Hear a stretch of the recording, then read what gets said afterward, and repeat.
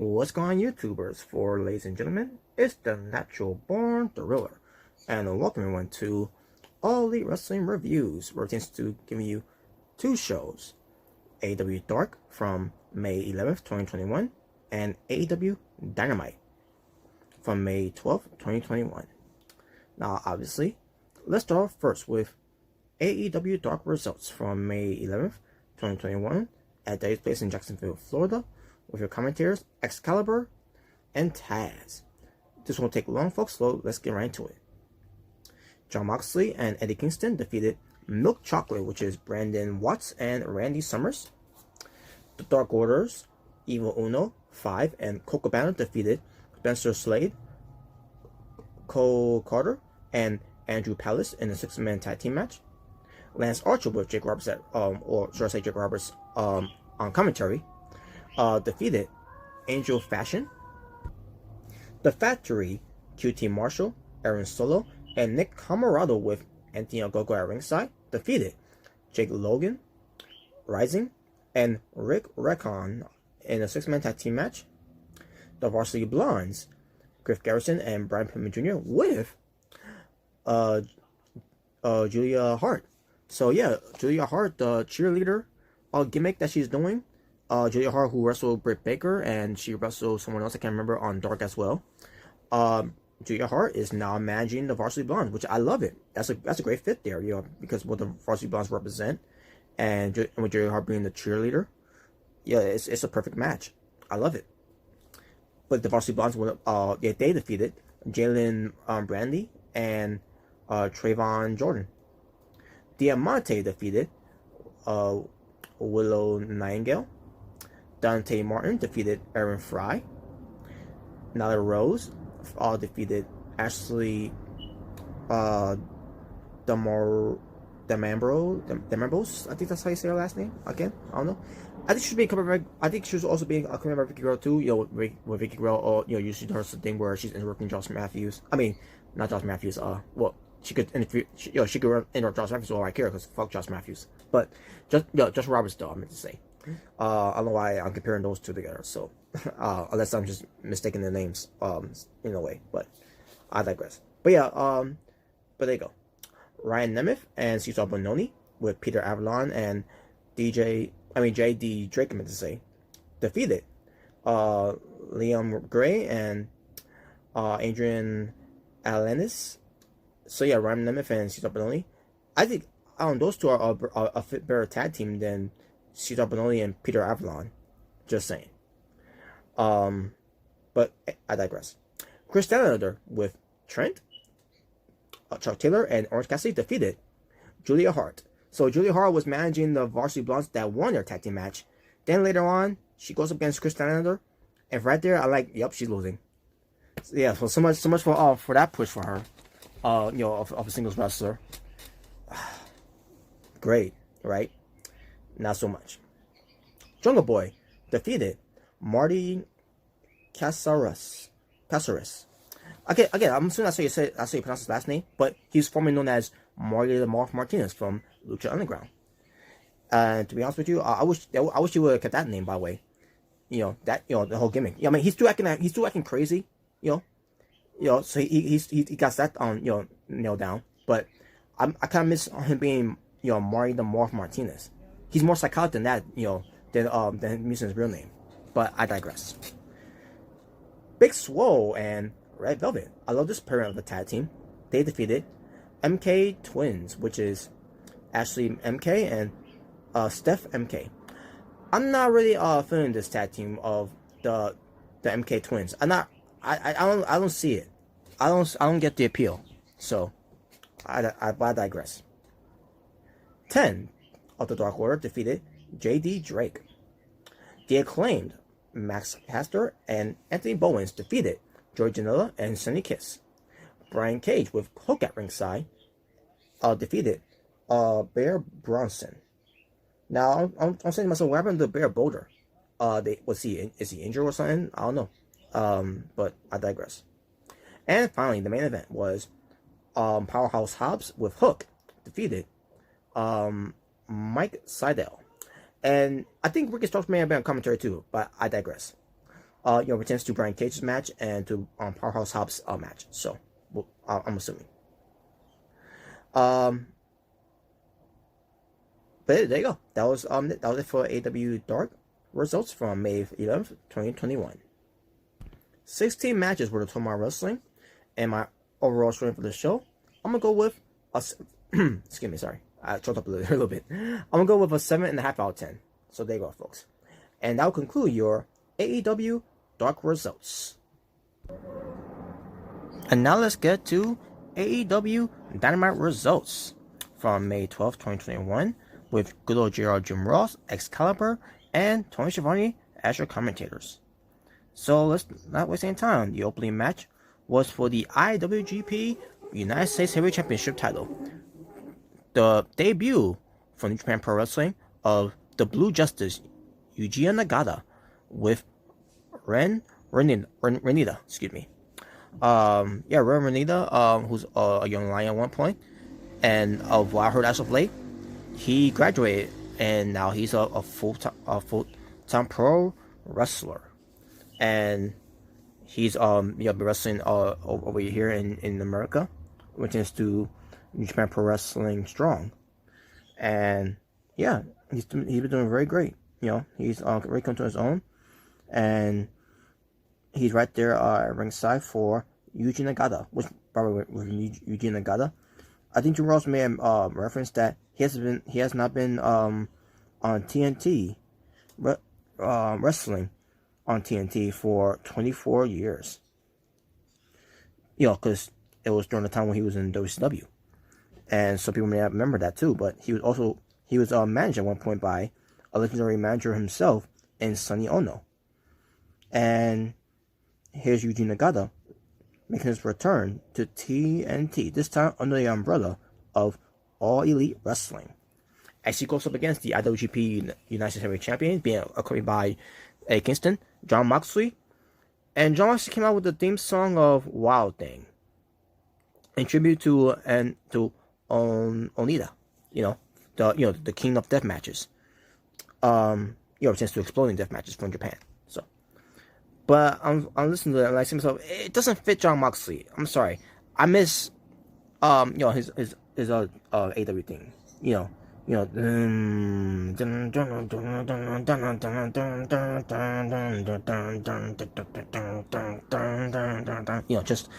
just samples of it. But I digress. But anyways, but also New Japan Pro Wrestling star Rocky Romero was there in the crowd. You also have a former New Japan star as well, and Lance Archer at one point in Japan, who was once in New Japan and then came to AEW. Robert. Sorry about that, folks. Mayonnaise too. Okay. Anyways, yeah, my uncle's telling me it's time for dinner, but I'm pause once I get through this first. But yeah, Lance Archer used to be in Japan Pro Wrestling, and he's in the crowd too as well with Jake Roberts at ringside. In the crowd, meant to say. So we get Moxley and Archer. Moxley and Nagata having this match here, and I thought it was a decent match, a decent opener, with obviously Jon Moxley retaining. Now, Moxley, it was no brainer that Moxley was going to retain. So Yuji Nagata went for his arm bar, basically how Becky Lynch does it, to disarm her. Now this is this is the thing that Yuji Nagata always do, and when he does this type of thing, he has his eyes rolled in the back of his head, not all the way, but he has his eyes rolled in the back, and the camera didn't catch that. And I said to myself, how could you miss that? If I was working behind the scenes and I was been watching New Japan for years, which I have, and we're chance to someone like a Yuji Nagata of his wrestling style and his spots and all that, and his angles that he does in his matches, I would have the camera, be on point to catch him rolling his eyes up in the back of his head, and then the crowd gives him a reaction of it. And the cameraman just points to Jon Moxley when he's he's rolling his eyes up, and then once he's looking at Moxley, and then also goes to Yuji Nagata. Now he also realizes, oh yeah, you made a mistake there. He should look at Yuji Nagata. as he runs out in the back. Like, it's a little too late for that. You put have the camera on him as he's getting to do it. Don't show John Moxley. John Moxley is fine the way he is. It was your job is to look at Yuji Nagata. I hated that, but it's whatever. It didn't hurt the match at all. The match was still decent. So John Moxley won, and Moxley gives props to Yuji Nagata, who first called in Renita again there to check on Nagata, and then Moxley raises the bell up and all that, and he bows to Nagata, who got back up, and basically they bowed to each other, even though they went through a battle in the match, they still show respect. So there was still respect for one another, and the crowd loved it. So, and that was it. Ortiz, Hager, and Guevara talks to Alex Marvez. Ortiz says that Santana got arrested for using a fork in the match, which that's kind of dumb how they say that while he wasn't there. Maybe I don't know what was the reason he couldn't be there, but they feel like this was the idea to hide why Santana wasn't there, because he used a fork in the match that that was legal in a blood and guts match. But whatever, I digress. But the Inner Circle are calling for a rematch against the Pinnacle. That's basically what this promo was about. So we'll get to that later. And Jericho was not there either, by the way, folks, on this promo. But we'll get to that later too. Clay Rose heads to the ring to make a Double or Nothing announcement. This promo was ridiculous, by the way. So here's what Clay Rose had to say. It's a fair to poke fun at. Let me try this again, folks. It's fair to poke fun at the election. And I asked myself, what's he talking about? And he says, what to do during an anthem, and says that he's been proud to be an American. So I'm like, why is he talking all this politics stuff and all that? And then he mentions Anthony Ogogo, who runs America down every chance he gets. Although he has a visa and makes through green dollars from America, says that it's his right to do to do that, but the argument is that what makes us is what we are. And me reading this, folks, it just throws me off in a way, because Clay Rose is talking like he's a politician. But Anthony Ogogo, you didn't come here to America for the American dream. You came for the to live the English dream, because he's from the United Kingdom. Clay Rose brings up Anthony Ogogo punching him in the gut. Talks more about America, bringing up that he wanted to face Anthony Ogogo at Double or Nothing, and that's the announcement that we was doing. The problem is he dragged it on way too long by talking some things that made no sense, and he says that you're not going to be facing the American nightmare. You'll be facing the American dream. That's his words. And I say to myself, what the fuck is the difference between the American nightmare and the American dream? Are you kidding me? What, is he going to be like his dad, wearing polka dots and dancing like his dad? Is he going to be the old school in Clay Rose, returns to his old school gear and all that, whatever, the American dream? I don't know what he's talking about with this, but this was a very disappointing promo. And look, here's the thing. I didn't hate the promo at all. It's fine that Clay Rose is going this type of promo, but you gotta make you gotta draw the line here of what you're trying to grasp for all these fans in the crowds and those watching at home, or a chance to to a promo that you're supposed to be leaning to get to the point. And to me, this didn't feel like it at all. I mean, it was Clay Rose is an intelligent speaker. We all know why he's doing this too, because he wants to be he wants to run for government or something in his home state, when he was done with wrestling, because that's what it's coming to, where he's going to be retiring pretty soon. Don't know when, but he's still young in the game, and he still wants to do this until it's time to call it quits. And yeah, so this whole thing that he's kind of promo about America and all that. It's basically the story here is that it's the United States versus the United Kingdom. That's basically what it is. Especially when they had Anthony Ogogo talking crap about America and everything. And like, oh no, not this again, yo. And, we see enough of this in WWE, but now we're seeing this in AEW. Are you fucking kidding me? I mean, it's been beating the horse to death for years about this, especially in WWE. And now AEW is doing this. There's no need for that. The United States and the United Kingdom are now at war. And after this promo, I don't believe that we're at war because that was years ago. That was back in in World War II or during the the Revolutionary War. Like seriously, this was an annoying promo. It wasn't a bad promo, like I said. It was fine, because Kurt is an excellent talker and everything, but this was dumb.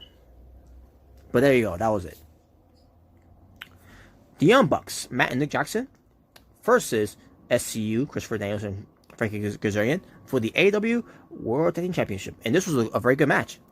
I've got to mention this too, by the way, folks, because this comes this makes an example of why I'm bringing it up from the match between Moxley and Nagata, because Moxley, he got cut open accidentally in the match. I don't know how it happened, but he got cut open, but it wasn't that bad. And here we are in this match. Christopher Daniels was bleeding like a mofo. My God, that was a lot of blood there. But yeah, he started bleeding. It was basically just a storytelling where Daniels is trying to do his absolute best to keep on fighting, no matter how bad the blood was. Basically, it was kind of like how Dustin Rhodes was bleeding back in Double Nothing from 2019. That's basically how it was. It looked good though. But yeah, they kept going back and forth and all that, the tag team and all that. Sometimes it wasn't a back and forth. Sometimes it was kind of a little repetitive and all that. And I hated the spot that what Matt Jackson did. The whole thing with doing the whole mocking of Michaels and Flair from WrestleMania 24. With the whole thing of Michaels saying, "I'm sorry, I love you" thing to Ric Flair, and then you had Matt Jackson doing it to Christopher Daniels, saying, "I'm sorry, I love you," basically the mocking and everything. And I said to myself, that was not needed for that, and plus, it was not even built up to that whole thing. Like at least with Flair and Shawn Michaels, it built up to something. Matt Jackson doing that with Christopher Daniels in pertains to two best friends of SCU and the Young Bucks. I'm sorry, you can't sell that on me with that, because they didn't bother building that up on TV. So that was not I didn't think that was clever at all. I think that was stupid. And then all of a sudden, Matt Jackson had a spray to spray in the face of Daniels, and then that didn't work, by the way. But then but the BTE trigger though, it did work, and then that was it for the SCU. They lost. Young Bucks wins. And I forgot to mention this about it. Don Callis was on commentary, and also Brandon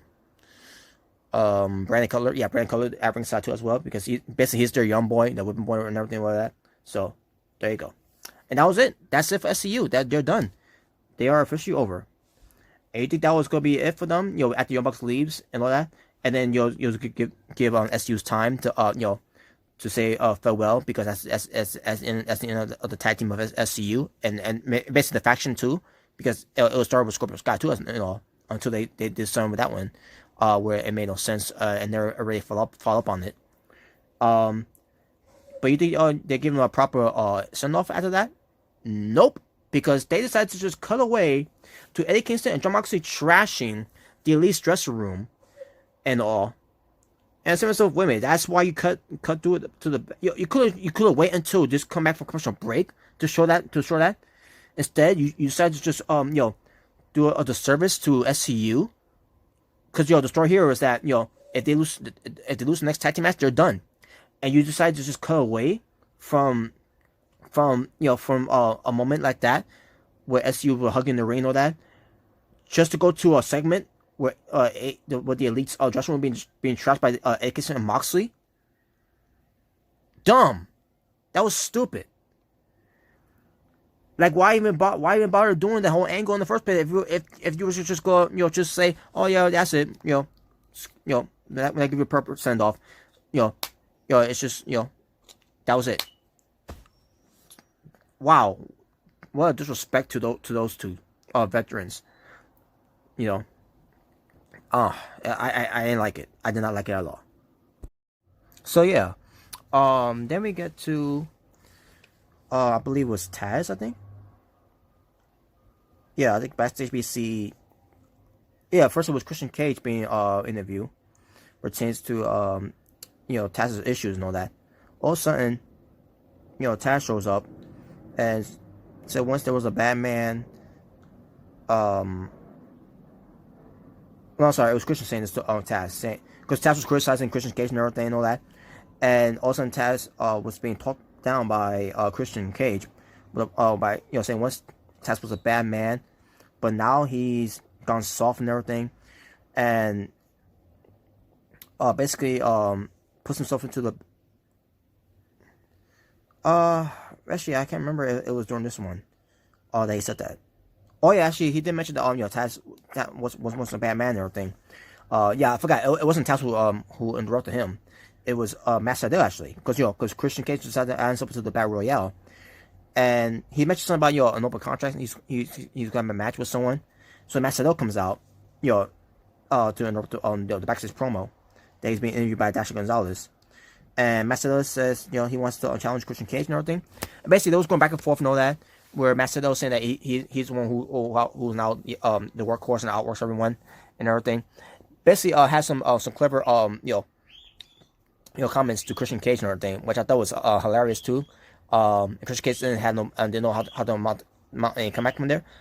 Then him he's gonna beat Matt Sydal, which we'll get to when we get to that review of it. But I digress.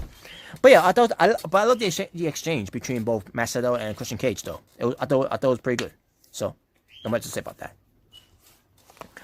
Then we get to Orange Cassidy versus Pac, where the winner gets to be the number contender against Kenny Omega at Double Nothing for the AEW World Championship. So the match was starting off good, but I am getting a little tired of Orange Cassidy's stick right now, where it's his hands in his pockets and everything, and the play kicks and everything. Because you're in the middle of a match where you're facing Pac, the bastard, and you're in a match where you're going to be declare the number one contender for a AEW World Championship title match, and you're doing your same old stick. At this point now you gotta be more serious this time. And I thought it's finally gonna lead to that point where with Orange Cassidy, where he's going to be, doing things, taking this a little more seriously now. And here we are, with him not being serious at all, and he's doing the same stick again. Now they have a match and all that and everything, and it was starting going good, and all of a sudden, something happened in the match. Orange Cassidy, looked a little off, and then when Pac went to do a devastating, power bomb, like a sit up power bomb, whatever. Orange Cassidy all of a sudden looked like he was out of it. So they were they were seeing if Orange Cassidy could still continue and everything. Aubrey Edwards referee and all that. And all of a sudden Don Callis comes out. Cause I'm thinking to myself, maybe they call an audible during this time, because I think Orange Cassidy may have suffered a concussion or whatever. Maybe he got rocked a little too hard or something. So Don Callis is talking all this trash to Pac and everything. All of a sudden, Kenny Omega comes out of nowhere because because at the same time Aubrey Edwards was being distracted too, and Pac is clocked from behind by Kenny Omega with the towel belt. Meanwhile, Orange Cassidy was still laid out on the ground, being checked by the doctor, Dr. Sampson, and referee starts counting Aubrey Edwards, and they both got counted out in the ring. And I said to myself, really? That's the finish? You couldn't just call the match, for Orange Cassidy? He couldn't continue. Because at least from there you could protect him, because Pac is a dangerous man. He's the bastard and all that. He was too rough and all that. That would have been a good reason for Pac to challenge Omega for the title. Because I'd rather see Pac versus Kenny Omega for the title instead of Orange Cassidy, who's still doing that the joke gimmick stuff. So yeah, the finish here was not a good finish at all. So Kenny Omega and Don Callis was celebrating, like, oh yeah, that's we're getting the night off at Double Nothing, and then George Devine gets off his commentary desk and says that, well, Tony Khan said to me that now the match is going to be a 3-way match, and I said to myself, well, in the first positive note is that at least a world title match for the first time ever for AEW is going to be contested under three-way rules, but at the same time, this was still didn't make the match any better because because of the finish, and this is a thing that AEW needs to rethink of, is to hound the finishes of in a positive note instead of a negative note that's going to receive backlash. And in my opinion, I'm giving them backlash for this because this was a dumb finish. Even if the Audible changed plans of the finish and all that, doesn't matter. I fucking hated the finish too here. It's like a pattern with AEW. Their finishes that they come up with is terrible. So yeah, I did not like this finish at all, and I did not like how we got here too. So now it's gonna be Pac versus Orange Cassidy versus Kenny Omega for the AEW World Title in the 3-way match at Double Nothing. So there you go. I mean, the match will still be good though. Well, I just hope that Orange Cassidy can take it seriously now. But we'll see. But that's all I gotta say from there, folks. The Young Bucks and Good Brothers are in the dressing room. They are disgusted. They are mad. They're angry. Not in a good way though. But they try to sell us all on that and everything. And also Mac Jackson mocks Brian Pillman Jr. because his dad was in the wrestling business and everything. Brian Pillman, the legendary late great Brian Pillman. Because of the whole Dark Side of the Ring thing. And then Matt Jackson continues by saying that Moxley and Kingston will that we should meet at Double Nothing. And there you go. That was it. Yeah, I didn't like it, by the way, folks. I didn't like it. I didn't like how they were acting. I didn't like the whole, because it's not like it was the stuff was completely destroyed. The vending machine was still alright. The TVs was still okay, whatever. It's whatever. I hate this feud. I hate this program. And the Young Bucks are not making things any better either way. So I don't know. And taking shots at Brian Pillman Jr. Pertains to his dad's Dark Side of the Ring story. Didn't make any sense either. But then again, it kind of makes sense too because the Varsity Blondes are getting a tag team title shot because they are they have been winning matches as of late, and especially on Dark. So but I digress. So they are getting an opportunity, and the only reason they're getting this opportunity too because Brian Pillman's dad. But we'll get to more of that when we get to the next time when we do a direct review when it tends to coming back between Young Bucks versus the Varsity Blondes. So, but there you go. That's all I gotta say from there. All right, just give me one moment, folks.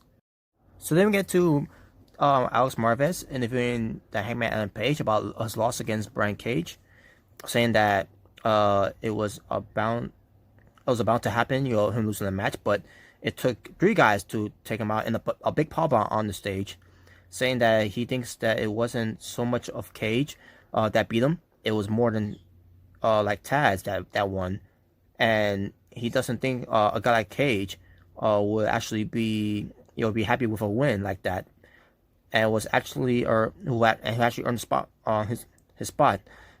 So Page offers a match against him at Double Nothing. So there you go. No what to say.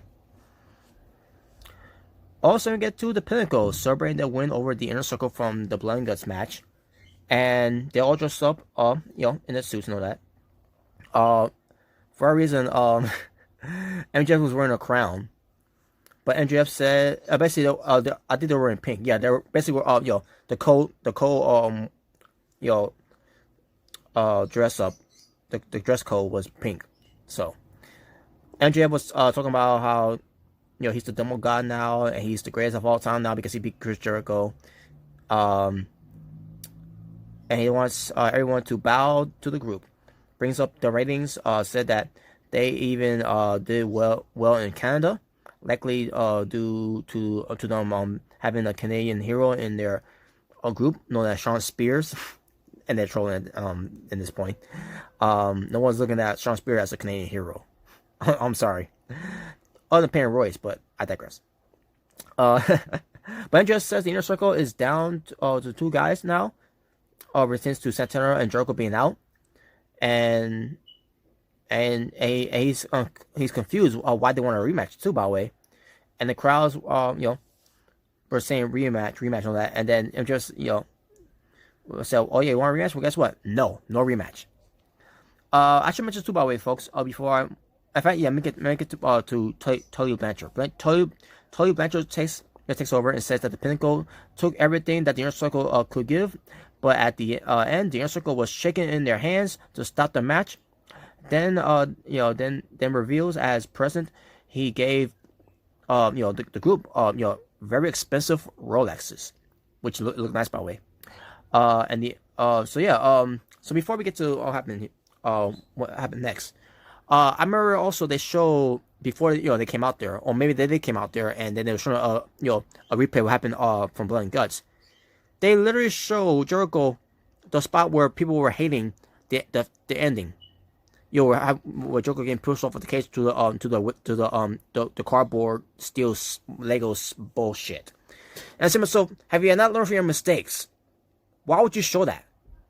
And after showing that too, you think you'll learn what happened next?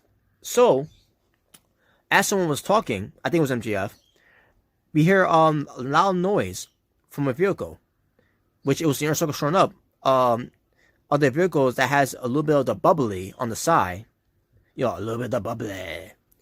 And Sammy Guevara, he's got the hose on top. I think it was either Jake Hager driving it or Ortiz was driving it. I don't remember who was driving it, and then all of a sudden, out comes Chris Jericho out of the thing, and I said, "Wait a minute, why would you have Chris Jericho there?" I get that the whole thing was staged, the whole thing was fake and all that. Landing on the cushion and the cardboard steel Lego box thing, whatever, and everything that was supposed to spin our beliefs that's supposed to be steel and everything.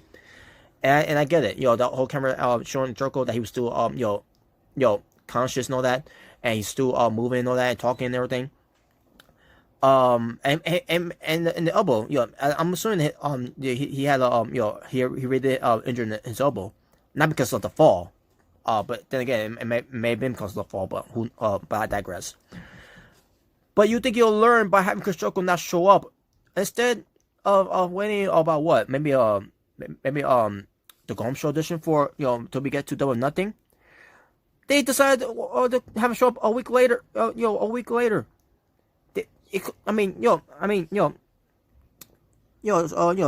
to happen Blood and Guts. You think they'll have him be gone for just for a couple of weeks? No, he came back the next week. And like, why would you do that? What the hell? It's like they're not learning from their mistakes. They're not learning from their mistakes at all. Unacceptable. So of course I was upset at that. So basically they want a rematch, right? So all of a sudden, Sammy Guevara pulls out the hose, and they start spraying the Inner Circle, ripping off the Stone Cold beer bath, the Milk Mania with Kurt Angle. Basically, what was Stone Cold? It was from 99. When he did that to The Rock, Vince, and Shane. And then with Kurt Angle doing it to the Alliance back in 2001 with Austin, Stephanie, Deborah, the rest of the Alliance, that whatever of ECW and WCW, the whole Invasion Angle trash. But Milk and Man weren't in a while, that whole thing. Even to a degree with Santino Marella and Stone Cold Steve Austin, Stone Cold, and also Maria was there too, by the way. And Stone Cold sprayed both of them. But Maria Kanellis loved it, by the way, because and we loved it too, us guys. But that was in 2007. It was because of the whole promotion of the Condemned. But anyways, I didn't like it. I did not like it at all. It just didn't feel right. And also, Andrea said, okay, you want a rematch? Fine, we'll give you a rematch. But this time, it's going to be Stadium Stampede. Okay, you got me there. And then he throws a bombshell. However, if the Inner Circle lose, then they're done. They must disband. And it's a now you got to think about it. Do you still want the match? So the Inner Circle has to make a decision if they want the match or not, which we'll get to that in the next review of it. So, and there you go. That was it. Yeah, I didn't like it, folks. Jim Ross has a sit-down interview with Dr. Britt Baker, DMD. I love this, by the way. Just let you give you a heads up. I love this. They talked about the last time Britt Baker had a match against Hikaru Shida, which was a year ago when she had the broken nose, where everyone kept saying, "Oh, that was the best match that ever seen of Britt Baker versus Hikaru Shida." And I said to myself, "No, I thought it was trash because Britt Baker botched something, and she was looking sloppy in the match, and then when she had a broken nose and all that, I said to myself maybe because she botched a spot that she was supposed to do that, and she got caught by Shida." Basically, and that was during the time when I was burying and ranting over Britt Baker how terrible she was. But because of that whole thing, her having the bloody nose and everything, and she said that you can let something like that beat you or change you, and says that she became the baddest bee, the B word, you know what I'm talking about, on the block, and she says that's what you said, Jim Ross, right? And he asked before. Yeah, he did. Rebecca says that Shida has created a monster ever since then, and now now has come to kill that monster. And now she wants to come to kill that monster. But I meant to say, but I'm pretty fucking hard to kill. That's what she said. Yeah. And she shows a photo about. I mean, I might say they show a photo shoot that they did where Britt Baker attacked Shida. But I saw that too, by the way. I thought that was good. that was pretty good. They did a pull part too and all, so I thought it was good. Baker says that she just thought that the current champion should be in the photo, and by the time that she'll have the title, not Shida, feel like she should have been the one. And Jim Ross, thinks that it will be a cycle match, something like that, or with a lot of arrogance. And Britt Baker says that that Shida was champion during a difficult time, the pandemic, and she held the division. Baker said that she is the face and the pose of the division, and she guarantees it. And that was it. And again, I love the promo. I love the interview promo. Thunder Rosa versus Jasmine Allure. Two Mexican female wrestlers going at each other here. Thunder Rosa won. There you go. It was basically a squash. But Jasmine had a little offense, but most likely it was a squash. Tony Schiavone with Jay Cargill, this interview they hyped up before, where they look back at with Marty Sterling was making an offer to Jay Cargill, and Tony Schiavone asked her what was the offer, and she said nobody is going to handle her business, she's her own boss, and that was it. And I'm like, wow, what an interview they hyped up for us to watch, the one we couldn't wait to see, and that was it. What an interview that was. It was short to the point, and it didn't overstay its welcome. That was pointless. Darby Allin, he did a video promo where it's what he said. He doesn't have the time to think about Ethan Page and Scorpio Sky's attack. He went up to Seattle in his home to go back to the old skate park and where he went to. He enjoys going back to see where he came from. And then he talks about Miro, who came here and talked about breaking glass ceilings. But what has really done since he's got here was that he doesn't buy what Miro is selling. He continues to say that he knows who he is, but does Miro knows who he is? Basically, Darby Allin's saying he knows who he is, but does Miro knows who he is? And says that Miro can say whatever he wants about Darby Allin, but he will have to admit that Darby Allin is one of the toughest men, I should say, he's ever stepped into the ring with. So this will lead to a main event, which give me one moment, folks. So then we get to the match. Darby Allin defends his AEW TNT Championship title with Sting at ringside versus Miro.